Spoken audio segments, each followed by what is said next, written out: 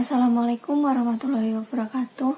Kami dari kelompok 5 akan mempresentasikan tentang mukjizat dalam aspek isyarat ilmiah. Akan tetapi, kami akan memperkenalkan diri terlebih dahulu.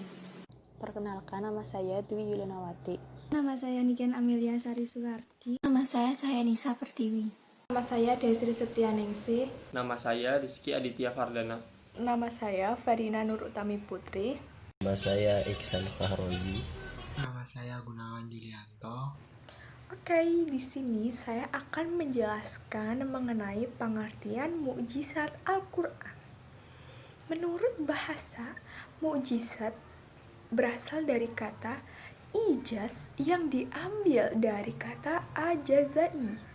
Jaza berarti melemahkan atau menjadikannya tidak mampu. Pelaku yang melemahkan dinamai dengan mu'jiz. Bila dalam kemampuannya melemahkan pihak lain amat menonjol sehingga dapat membungkam lawan, dinamai dengan mukjizat. Secara istilah, mukjizat adalah peristiwa luar biasa yang terjadi melalui seseorang yang mengaku nabi sebagai bentuk atas kenabiannya. Dalam redaksi yang berbeda, mukjizat didefinisikan sebagai peristiwa luar biasa yang diperlihatkan oleh Allah Subhanahu wa Ta'ala melalui para nabi dan rasulnya sebagai bentuk atas pengakuan kenabian dan kerasulannya. Dalam bahasa Arab, kata ijaz berarti menganggap lemah orang lain. Maksud kemukjizatan Al-Quran bukan semata-mata untuk melemahkan manusia atau menyadarkan kepada mereka atas kesalahannya, semisal mendatangkan Al-Quran. Akan tetapi, tujuan yang sebenarnya adalah untuk menjelaskan kebenaran Al-Quran dan Rasul yang membawanya, dan sekaligus untuk menetapkan kepada mereka bahwa apa yang mereka bawa hanya sekedar untuk menyampaikan risalah Allah Subhanahu wa Ta'ala, mengkhabarkan dan menyerukan. Pengertian dalam aspek isyarat Islamiyah. Mukjizat ilmiah Al-Quran adalah gagasan yang hendak menunjukkan bahwa kandungan Al-Quran memiliki keselarasan dengan hasil-hasil penelitian ilmiah dengan tujuan membuktikan kemukjizatan Al-Quran. Menurut pendapat mukjizat ilmiah Al-Quran, bahwa Al-Quran adalah kitab yang mengandung kebenaran dalam berbagai bidang ilmu, khususnya sains, yang pada saat diturunkannya, ilmu-ilmu tersebut belum ditemukan, sehingga pada waktu itu masih berada di luar kemampuan manusia untuk mengungkapnya. Dengan diungkapkan dalam Al-Quran, maka itu menjadi bukti Al-Quran adalah mukjizat Nabi Muhammad SAW dan bersumber dari Allah Subhanahu wa Ta'ala. Contoh 1, matahari berotasi. Filosof-filosof Eropa dan ilmuwan pada abad-abad awal percaya bahwa bumi adalah pusat alam semesta dan planet-planet, begitu pula matahari mengelilingi bumi, yang disebut teori geosentrisme. Teori ini dipercaya pada abad 2 sebelum Masehi sampai tahun 1512 saat Nikolaus Kopernikus memunculkan teori heliosentris yang menyatakan bahwa bumi dan planet-planet mengelilingi matahari sebagai pusat. Kemudian tahun 1609, ilmuwan Jerman Johannes Kepler menulis dalam bukunya Astronomia Nova bahwa bumi dan planet bukan hanya berputar mengelilingi matahari, tetapi juga berputar pada porosnya. Dalam Quran surat Al-Anbiya ayat 33 yang berbunyi, wa walladzi khalaqal laila wan nahara wasyamsa wal qamara kullu fi falaki yasbaun, dan artinya, dan dialah yang telah menciptakan malam dan siang, matahari dan bulan, masing-masing dari keduanya itu beredar di dalam garis edarnya. Contoh yang kedua, ada fenomena api di dasar laut. Fenomena api di dasar laut ini ditemukan oleh seorang geologi dari Rusia yang bernama Anatoly Zbagovich dan Yuri Bogdanov, dan ilmuwan dari Amerika Serikat yang bernama Ronald Klein. Ketika mereka melakukan penelitian tentang kerak bumi dan patahannya di dasar laut di lepas pantai Miami, mirip seperti lava cair yang mengalir disertai abu vulkanik seperti Gunung Merapi yang di daratan yang memiliki suhu mencapai 231 derajat Celcius. Meskipun sangat panas, tetapi tidak mampu memanaskan seluruh air yang ada di atasnya. Begitupun sebaliknya, air tersebut tidak mampu memadamkan api tersebut. Sungguh keajaiban yang luar biasa. Terdapat pada Quran surat At-Tur ayat 1-6. Bismillahirrahmanirrahim. Wat-tur wa kitabim mastur fi raqim mansyur wal baitil ma'mur wasyaqfil marfu wal baharil masjur.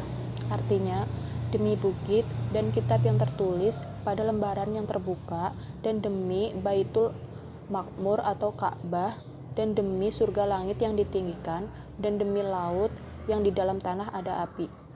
Yang ketiga yaitu dasar lautan yang gelap. Manusia tidak mampu menyelam di laut dengan kedalaman di bawah 40 meter tanpa peralatan khusus. Dalam sebuah buku berjudul Oceans juga dijelaskan pada kedalaman 200 meter hampir tidak dijumpai cahaya. Sedangkan pada kedalaman 1000 meter tidak terdapat cahaya sama sekali. Kondisi dasar laut yang gelap baru bisa diketahui setelah penemuan teknologi canggih.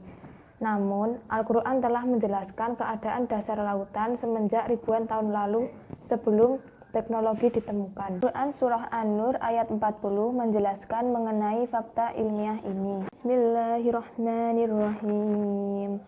Au kadulumatin fi bahril lujjiyai yaghshahu mawjum min fawqihi mawjum min khawqihi sahab. Dulumatum ba'duha fawqa ba'di idza akhraja yadahu lam yakad yaraha wa man lam yaj'alillahu lahu nuran fama lahu min nur. Shadaqallahul adzim. Yang artinya, atau seperti gelap gulita di lautan yang dalam yang diliputi oleh ombak, yang di atasnya ombak pula, di atasnya lagi awan, gelap gulita yang tindih menindih. Apabila dia mengeluarkan tangannya, tiadalah dia dapat melihatnya. Dan barang siapa yang tiada diberi cahaya, petunjuk oleh Allah, tiadalah dia mempunyai cahaya sedikit pun. Quran Surat An-Nur ayat 40.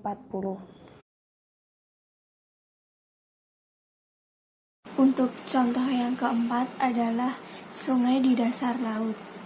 Fenomena sungai di dasar laut ditemukan oleh ilmuwan asal Perancis bernama Jacques Yves Cousteau. Dia berhasil menemukan air tawar yang mengalir di antara air laut yang asin di dasar lautan. Para ahli menyebut fenomena ini sebagai lapisan hidrogen sulfida. Karena air yang mengalir di sungai dasar laut ini memiliki rasa air yang tawar. Selain itu, sungai di dasar laut ini ditumbuhi oleh daun-daunan dan pohon. Fenomena ini juga sudah disebutkan dalam Al-Quran surat Al-Furqan ayat 53 yang berbunyi, wa huwal ladzi marajal bahraini hadza 'adbu furatu wa hadza mil'u wa ujaju wa ja'ala bainahuma barzaha wa hijran mahjura, yang artinya, dan dialah Allah yang membiarkan dua laut mengalir berdampingan, yang satu tawar dan segar dan yang lainnya asin. Dia jadikan antara keduanya dinding dan batas yang tidak tembus. Quran Surat Al-Furqan ayat 53. Sinar bulan pantulan dan sinar matahari dari dirinya. Sinar bulan adalah pantulan, sedangkan sinar matahari bersumber dari dirinya sendiri. Pada abad-abad peradaban awal, bulan dipercayai memilikinya sendiri. Tetapi sekarang, ilmu pengetahuan sudah menyatakan bahwa sinar bulan bukan dari dirinya sendiri, melainkan sinar pantulan matahari, sebagaimana yang tertuang dalam Quran Surat Al-Furqan ayat 61. Bismillahirrahmanirrahim. Tabarakallazi ja'ala fis sama'i burujaw wa ja'ala fiha sirajaw wa muqaram munira. Yang artinya, Maha Suci Allah yang menjadikan di langit gugusan-gugusan bintang, dan Dia menjadikan padanya matahari dan bulan yang bercahaya. Contoh yang keenam adalah bintang-bintang. Bintang dalam bahasa Arab yang artinya adalah najmun, yang disebut dalam Al-Quran sebanyak 13 kali. Jamaknya nujum, akar kata yang berarti nampak. Bintang pada waktu malam diberi sifat oleh Al-Quran dengan kata tasaqib, yang artinya membakar. Membakar dirinya sendiri dan yang menembus. Di sini maksudnya menembus adalah menembus kegelapan di waktu malam. Kata tasaqib juga dipakai untuk menunjukkan bintang-bintang yang berekor. Dalam Al-Quran surat At-Tariq ayat 1 sampai dengan 3, was-sama'i zatil buruj wal yaumil mau'ud wasyahidi wa mashhud, yang artinya demi langit dan yang datang pada malam hari, tahukah kamu apakah yang datang pada malam hari itu? Yaitu bintang yang cahayanya menembus. Terima kasih. Sekian presentasi dari kelompok kami. Apabila ada kurang lebihnya mohon maaf. Wassalamualaikum warahmatullahi wabarakatuh.